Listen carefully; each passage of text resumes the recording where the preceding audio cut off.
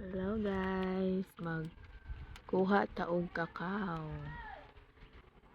No, daghan na ka siya bunga o nga giproning.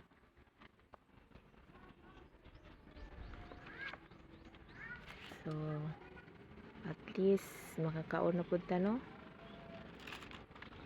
Kay katong dito sa ibabaw, gikawat man. Dali ra man gud makita. So kani ka nakatago man.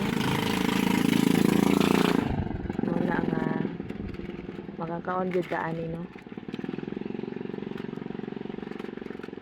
Salamat sa Ginoo kay mga tanom na iyang gihatag.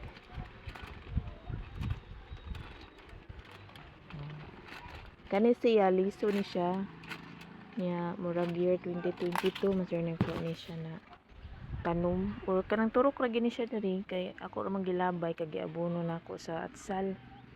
Then itubo siya, ako na po siyang gipasagdan na dako na gyud sa una gagmay pa kaining bunga. Then ipapruningan nako para daghan nagsanga.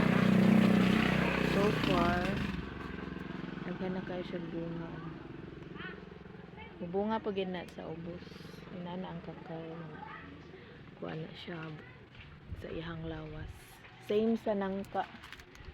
So ang nangka nagbunga na siya isa. Nya nakuan man siya. Naglibog na kuan na kay kuan man gud. Nagbunga siya, akong giputos, nagbunga na po giputos. Og nalata. Wa na gid nako giputos, nalata gyapon.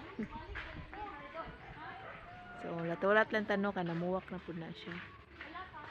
Gikan ra pud na siya sa akong giabono niya niturok.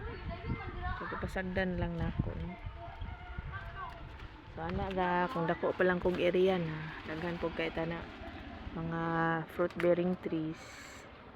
Pero kay kuan man lagi gamay ra tag area mura na pud taglasang ani. Plus mga flowers. Ana na lang, happy ra kita kung unsay gihatag sa Ginoo sa ato no.